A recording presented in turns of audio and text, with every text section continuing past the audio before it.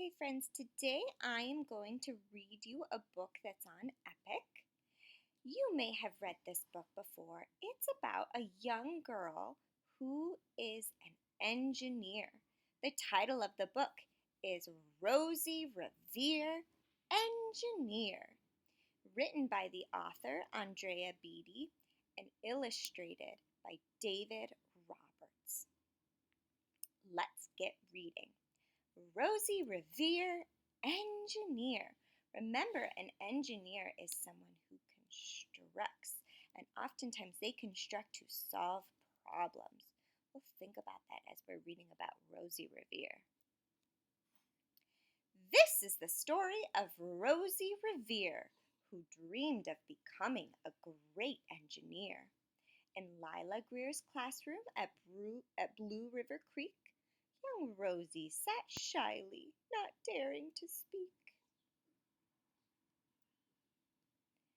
But when no one saw her, she peeked in the trash for treasures to add to her engineer's stash. And late at night, Rosie rolled up her sleeves and built her hideaway under the eaves. She's constructing a hideaway. Alone in her attic, the moon high above, dear Rosie made gadgets and gizmos she loved. And when she grew sleepy, she hid her machines far under the bed where they'd never be seen. I'm wondering why she's hiding her gadgets and gizmos that she's constructing. When Rosie was young, she had not been so shy. She worked with her hair swooping over one eye and made fine inventions for uncles and aunts, a hot dog dispenser and helium pants. Oh my goodness, look at this hot dog dispenser. It looks like a lot of your constructions you make in beautiful stuff. So it looks like you put the hot dog in the tube. This hair dryer cooks the hot dog and out it comes. And look at his helium pants. He's floating in the sky. Wow, she's a really creative engineer. The uncle she loved most was Zookeeper Fred. She made him a hat to keep snakes off his head from parts of a fan and some cheddar cheese spray, which everyone knows keeps the pythons away. Look at this. Look at her zookeeper hat keeping this python away. I think she's silly too. And when it was finished, young Rosie was proud. But Fred slapped his knee and chuckled out loud. He laughed till he wheezed, and his eyes filled with tears, all to the horror of Rosie Revere, who stood there embarrassed, perplexed, and dismayed. She looked at the cheese hat and then looked away. "I love it," Fred hooted. "Oh, truly I do." But Rosie Revere knew that could not be true. She stuck the cheese hat on the back of her shelf, and after that day kept her dreams to herself. Because her uncle is laughing at her. She feels like her construction is a joke. And we don't know if that's what her uncle really was thinking. Maybe he just thought her invention was a little bit silly, but it made Rosie feel sad and embarrassed of her work. And that's how it went until one autumn day, her oldest relation showed up for a stay. Her great-great-aunt Rose was a true dynamo who worked building airplanes a long time ago. She told Rosie tales of the things she had done and goals she had checked off her list one by one. She gave a sad smile as she looked to the sky. The only thrill left on my list is to fly. But time never, oh, excuse me, she's still talking with these quotation marks. Let me reread that. The only thrill left on my list is to fly, but time never lingers as long as it seems. Oops, I think I missed. Yeah. I'll chuck that one up to an old lady's dreams. So her great aunt Rose, wow, she was an engineer and she had constructed so many different things. Look at this is her when she was younger. But here she's saying, I still haven't mastered flying. I still haven't solved that problem with my construction. And she's feeling like, I'm just going to give up. I'm too old. That's an old lady's dream. Let's see what happens. That night, as Rosie lay wide-eyed in bed, a daring idea crept into her head.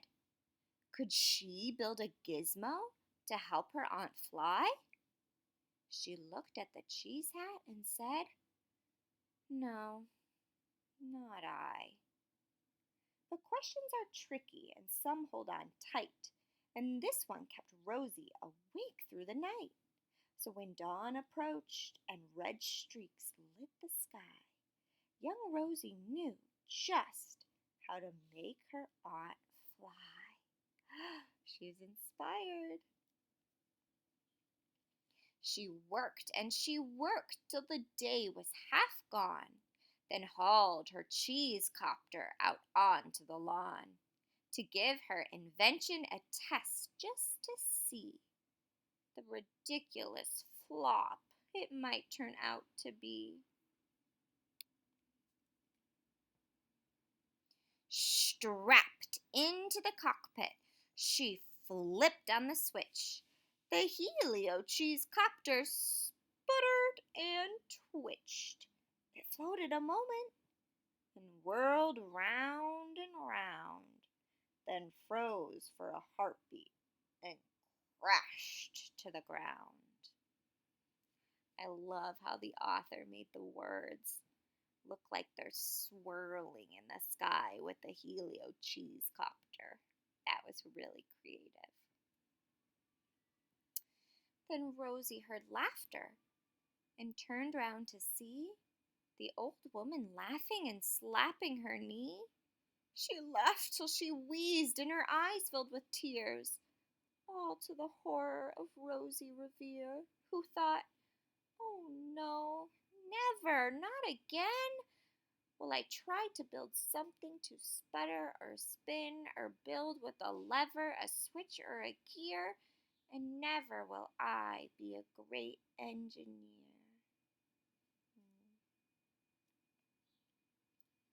She turned round to leave, but then great Aunt Rose grabbed hold of a young Rosie and pulled her in close and hugged her and kissed her and started to cry.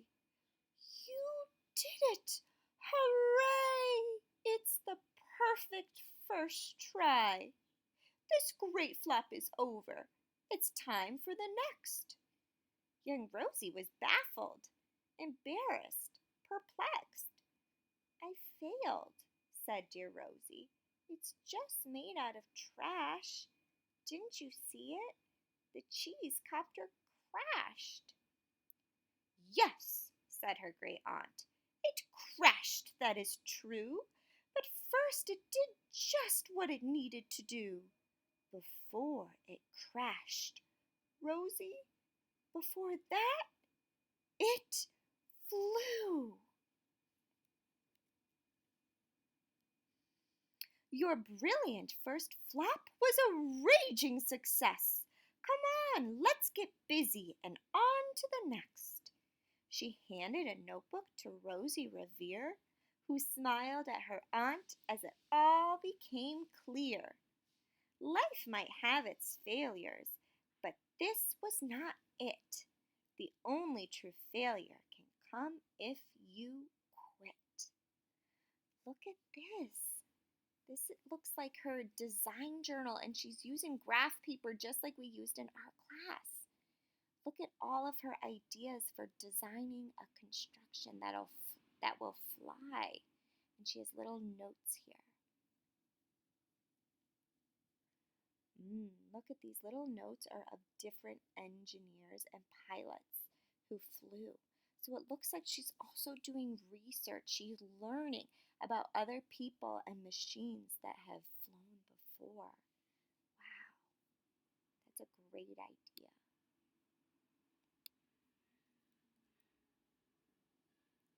They worked till the sun sneaked away to its bed. Aunt Rosie tied her headscarf around Rosie's head and sent her to sleep with a smile ear to ear, to dream the bold dreams of a great engineer. See, it says right here, we can do it. Persistence power. At Blue River Creek, all the kids in grade 2 built gizmos and gadgets and doohickeys too. With each perfect failure, they all stand and cheer, but none quite as proudly as Rosie Revere. Wait a second. Why are they cheering for a perfect failure? Oh, maybe it's what her great aunt said. Your brilliant flop was a raging success. It means that they're one step closer to solving their construction problem because they tried. The